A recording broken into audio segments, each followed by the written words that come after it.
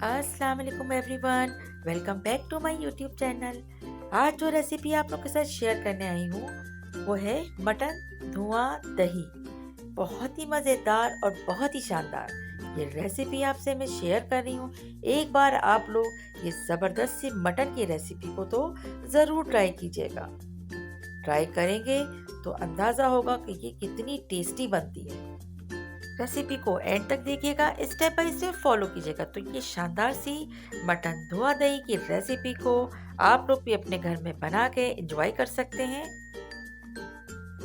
और इस वक्त इतनी शानदार रेसिपी आपके साथ शेयर करने आई हूँ तो यहाँ पर बनता है कि आप मेरे चैनल को लाजमी सब्सक्राइब करें और साथ साथ बेल का आइकन भी प्रेस करें। चलिए जी, आइए ये बहुत ही मज़ेदार सी मटन धुआं दही की रेसिपी मैं आपसे शेयर करती हूँ। सबसे पहले मैंने यहाँ पर ली है 2 बड़े साइज की प्याज और प्याज को मैं करती हूँ हाफ कप ऑयल के अंदर फ्राई।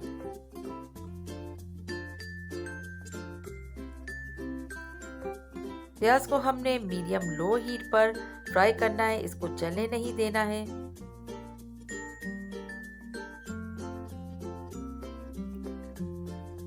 जितनी देर में हमारी ये प्याज ब्राउन होती है तो हम बढ़ते हैं उन मसालों की तरह जो हम इस बहुत ही मज़ेदार से धुआं दही रेसिपी के अंदर इस्तेमाल करेंगे। और ख़ास मसाले हैं, इसको आप लोग ज़रूर नोट डाउन कीजिए।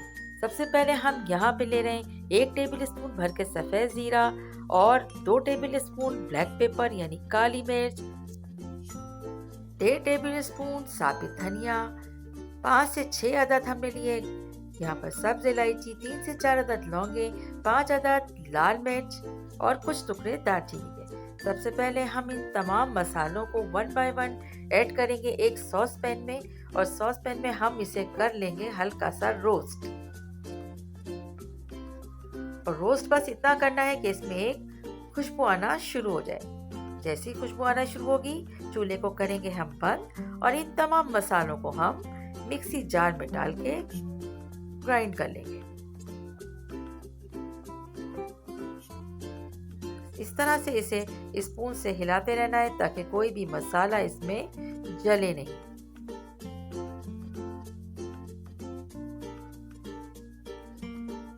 और दूसरी तरफ आप देख सकते हैं कि प्याज भी अब गोल्डन ब्राउन होने के करीब है और प्याज को हम निकालते हैं बाहर। और अब हम इसमें ऐड करते हैं लहसुन अदरक का पेस्ट। लहसुन अदरक का पेस्ट हम यहाँ पर 1 टेबल हल्का सा लहसुन अदरक को फ्राई करने के बाद हम यहाँ पर लेंगे तकरीबन 800 ग्राम के करीब हमारे पास यहाँ मटन है। मटन को हम लहसुन अदरक के साथ बहुत अच्छी तरीके से फ्राई करेंगे और फ्राई हमें इतना करना है जब तक इसका कलर चेंज नहीं हो जाता। लहसुन अदरक को गोश्त के साथ हमें फ्राई करते हुए 5 मिनट हो चुके हैं और अब 5 मिनट के बाद हम इसमें ऐड करने जा रहे हैं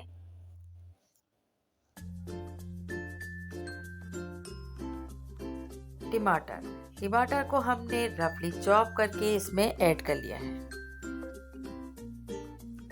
टमाटर ऐड करने के बाद अब इसमें डालेंगे हम 1 टीस्पून हल्दी पाउडर। हल्दी पाउडर ऐड करने के बाद इसमें हम ऐड करेंगे लाल मिर्च पाउडर जो तकरीबन हम यहाँ पर 1 टीस्पून के करीब ऐड कर रहे हैं।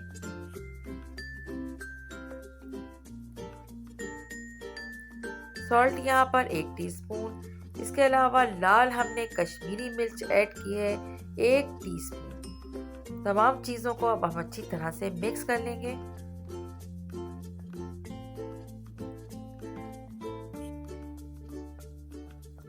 अब हम इसमें इतना पानी ऐड कर लेंगे कि गोश्त बहुत अच्छी तरीके से गल जाए, क्योंकि हमें इसमें गोश्त जो गलाना है वो काफ़ी अच्छे से गलाना है, यानी इसको सॉफ्ट करना है।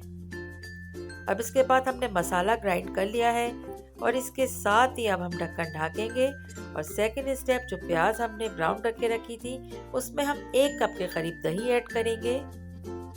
दही ऐड करने के बाद अब इसमें हम वो मसाला जो हमने ग्राइंड किया था वो भी हम इसमें ऐड कर लेंगे। मसाला ऐड करने के बाद अब हम इसे तमाम चीज़ों को एक साथ ब्लेंड करेंगे और इतना ब्लेंड करेंगे कि बहुत अच्छी सी ग्रेवी सी एक तैयार हो जाए। तरह से ब्लेंड करेंगे। जो चीज़ें हमने इसमें ऐड की हैं वो आपस में अच्छी तरह से ब्लेंड हो जाए। अब हम देखते हैं कि जो हम गोश्त हमने पकने के लिए रखा था वो किस हद तक डन है। मटन जो है वो अच्छी तरह से गल चुका है। अब हमने वो मसाला जो अभी आपके सामने ब्लेंड किया था वो अब इसमें ऐड करेंगे। मसाला ऐड करने के बाद अच्छी तरह से हम इसे मिक्स कर लेंगे। आंच को हम रखेंगे मीडियम लो।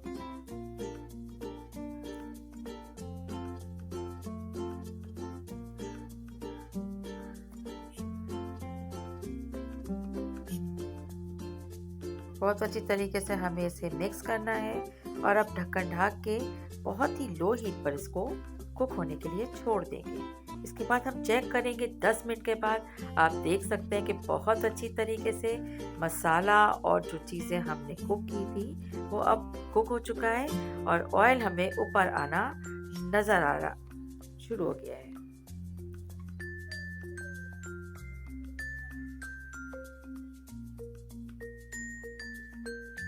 बहुत अच्छी तरीके से अब हम इसे इसकी भुनाई कर लेंगे।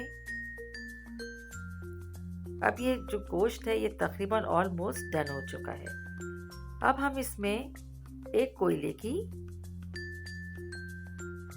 धुनी देंगे और इसको फिर हम कर देंगे बंद। इसके बाद प्याज की स्लाइसेस को हम हल्का सा इस तरह से ग्रिल पैन पे रखकर कुक करेंगे और बस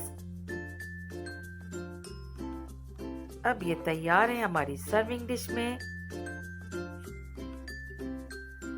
ऐड करने के लिए। इसके बाद आप देख सकते हैं कि यहाँ पर हमने अपनी डिश में सर्विंग डिश में गोश्त के साथ दही को और स्लाइस को किस तरह से गार्निश करके ऐड किया है। यकीन माने ये इतने मज़े का बनता है, इतनी अच्छी खुशबू आ रही है कि इससे दिल चाहता है कि बस यही डिश बनाएं और बार बार खाएं।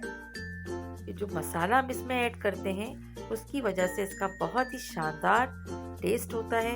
एक बार तो आप लोग ये रेसिपी ज़रूर ट्राई कीजिएगा। याद करेंगे कि मेरे चैनल पर ये रेसिपी कितनी शानदार बनी है। रेसिपी पसंद आए इसे लाइक करें, शेयर करें और अगर सब्सक्राइब नहीं किया है तो चैनल को सब्सक्राइब भी करते जाइए।